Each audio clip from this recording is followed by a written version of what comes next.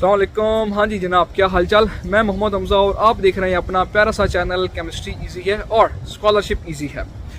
आज एक क्विक सी वीडियो और बहुत ज़्यादा important video, study plan versus research proposal. मैं आपके साथ अपना एक्सपीरियंस शेयर करूंगा, मैंने क्या किया था और आपको बताऊंगा कि आपको क्या करना चाहिए, किसकी वर्थ ज़्यादा रही, कौन सा ज़्यादा वैल्यूएबल रहेगा, यानी कि आपको रिसर्च प्रपोजल की तरफ मूव करना चाहिए या आपको स्टडी प्लान की तरफ मूव करना चाहिए, किसकी वैल्यू ज़्यादा रहेगी। एक्चुअली शंघाई का मौसम बहुत ठंडा हो चुका है, पीछे 2 दिन कॉन्टीन्यूस बारिश थी और मैं चाह रहा था ये वीडियो अपलोड करना एज सून एज पॉसिबल क्योंकि एडमिशन्स ओपन है, बट मैं कर नहीं सका अनफॉर्चुनेटली क्योंकि बारिश थी पिछले 2 दिन कॉन्टीन्यूस।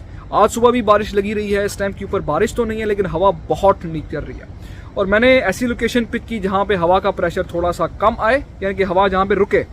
मैं यूनिवर्सिटी के मेन ग्राउंड के बिल्कुल सामने हूँ। आप मेरे बैक पे स्टेचू देख सकते हैं, जो मेन ग्राउंड है हमारी यूनिवर्सिटी का ई-कस्ट का। मैं इस लोकेशन पे हूँ, यहाँ पे हवा थोड़ी बहुत रुक तो रही है लेकिन फिर भी डिस्टॉर्शन में भी आए तो उस चीज़ को कॉम्प्रोमाइज़ कीजिएगा। तो जल्दी से बात करते हैं अपने टॉपिक के ऊपर, study plan versus research proposal. देखें, अगर आप एक चीज़ नोटिस करें, लेट से मान के चलते हैं हम लोग के इस साल चाइना में 100 बच्चा अप्लाई कर रहा है, बल्कि ये मान के चलते हैं कि हर साल चाइना में 100 बच्चा अप्लाई कर रहा है। तो आप एक चीज़ एनालाइज करेंगे, आप डिफरेंट सोशल मीडिया के प्लेटफॉर्म्स पे देखें, आप अपने फ्रेंड सर्कल में देखें, आप बाकी यानी कि जितने भी आपके लिंक्स हैं, सोर्सेज हैं, आप उनसे पता करें। 95% जो स्टूडेंट्स हैं वो स्टडी प्लान की तरफ जाते हैं। ऐसा होता क्यों है? ऐसा इसलिए होता कि वो आसान है। स्टडी प्लान में एक्चुअली आप लिख रहे क्या होते हैं, और ये स्टडी प्लान आपको डिफरेंट प्लेटफॉर्म्स पे भी मिल जाएगा। आप गूगल सर्च करेंगे आपको मिल जाएगा, आप चैट जीपीटी सर्च करेंगे मिल जाएगा, डिफरेंट एआई के टूल्स आप सर्च करेंगे आपको स्टडी प्लान बनाया मिल जाएगा। लोग सिर्फ उसको कॉपी करते हैं, अपलोड कर देते हैं क्योंकि इसमें कोई मुश्किल चीज़ होती नहीं है। स्टडी प्लान में एक्चुअली आप अपना स्टडी बैकग्राउंड लिखते हैं। लाइक मैं हूँ तो मैंने BS यूनिवर्सिटी ऑफ वाह से किया, मैंने ये कोर्सेज पढ़े, मेरा इतना CGPA था, मैंने ये एक्सपेरिमेंटल वर्क किया और मैं फ्यूचर में ये करना चाहता हूँ। यानी कि एक आप ओवरव्यू अपने स्टडी का, अपना जो एजुकेशनल बैकग्राउंड है आप इसका एक ओवरव्यू देते हैं और फ्यूचर का एक ओवरव्यू देते हैं कि मैं ये करना चाहता हूँ। यहाँ पे एक प्रॉब्लम है, वो प्रॉब्लम ये है कि जब 100 में से 95 बच्चा स्टडी प्लान अपलोड कर रहा है तो आप मुझे बताएं उसकी वैल्यू होगी या उस चीज़ की वैल्यू होगी जो सिर्फ 5% बच्चे अपलोड कर रहे हैं, यानी कि रिसर्च प्रपोजल। आप ज़रा सा सोचिए इस बात को कि स्टडी प्लान जो कि आसान है, जो कि हर कोई अपलोड कर रहा है, वो ज़्यादा एक्सेप्टेबल होगा, उसकी ज़्यादा इंपॉर्टेंस होगी, या जो रिसर्च प्रपोजल है जो बहुत थोड़े बच्चे अपलोड कर रहे हैं, जो इम्पोर्टेंट ज़्यादा है, जो मुश्किल है, उसकी ज़्यादा वैल्यू होगी। डेफिनेटली रिसर्च प्रपोजल की ज़्यादा वैल्यू होगी।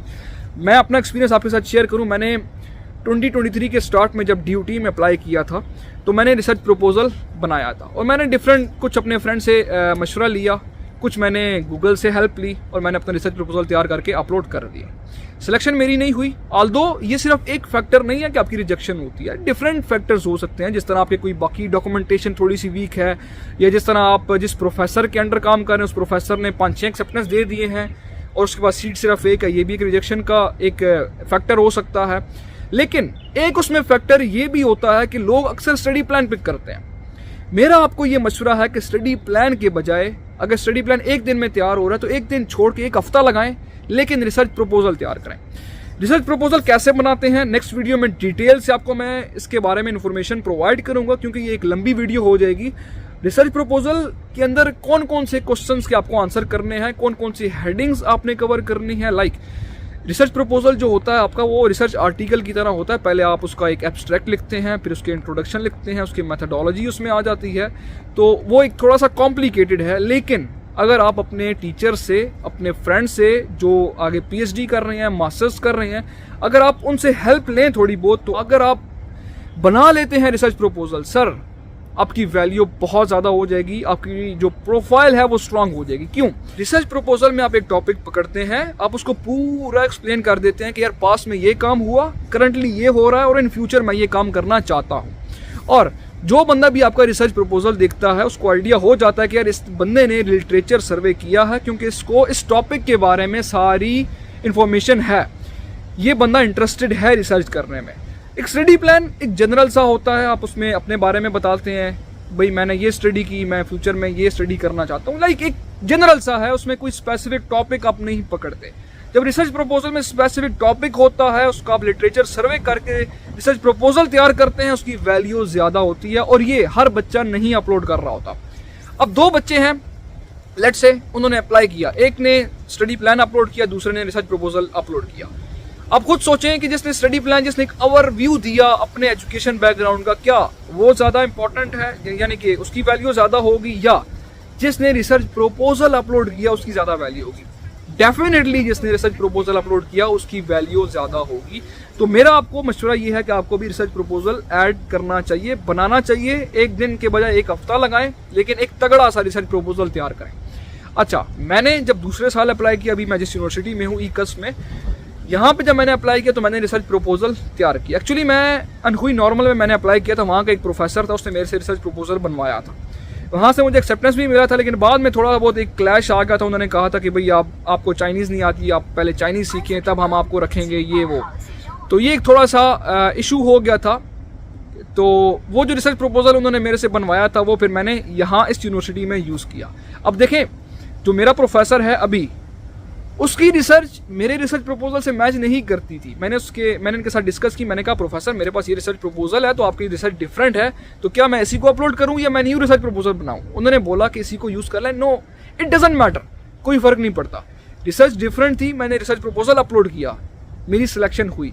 मैं ये नहीं कह रहा कि सिर्फ इसी डॉक्यूमेंट बेस के ऊपर आपकी सिलेक्शन या रिजेक्शन होगी, नहीं, लेकिन ये एक इम्पॉर्टेंट रोल प्ले करता है। जब आपके कोई बंदा रिसर्च प्रपोजल देखता है तो उसके माइंड में आती है चीज़, यार इसने लिटरेचर सर्वे किया है, रिसर्च का इसको पता है कौन सी चीज़ कैसे हुई है इस टॉपिक के अंदर। तो आपको भी रिसर्च प्रपोजल की तरफ जाना है, बताऊंगा आपको कौन कौन से क्वेश्चंस के आपने आंसर करने हैं, क्या टेम्पलेट होना चाहिए रिसर्च प्रपोजल का, सारी चीज़ें डिस्कस करेंगे नेक्स्ट वीडियो में, क्योंकि उसमें मुझे लैपटॉप भी अपना यूज़ करना पड़ेगा। लैपटॉप के ऊपर आपको मैं सारी हेडिंग्स आपके साथ शेयर करूँगा। तो टोटल कितने वर्ड्स का होना चाहिए, सारी चीज़ें डिटेल में डिस्कस करेंगे नेक्स्ट वीडियो में। आई होप आज का जो मेरा पॉइंट है, जो मैं आपको डिलीवर करना चाह रहा हूँ, आपको वो समझ आ गया होगा कि भाई स्टडी प्लान की तरफ ना जाएं जो हर कोई यूज़ करता है। वो नहीं कहते कि nobody is perfect but I am nobody. जब आप भी सभी लोगों को फॉलो कर रहे हैं, जो सारे स्टडी प्लान की तरफ मूव कर रहे हैं, आप भी उसी तरफ मूव कर रहे हैं, क्या फ़ायदा भाई? थोड़ा सा डिफरेंट होना चाहिए, अलग होना चाहिए थोड़ा सा। मिलते हैं नेक्स्ट वीडियो में, तब तक अपनी दुआ में याद रखिएगा। सी यू सून, साइन ऑफ, अल्लाह हाफिज़।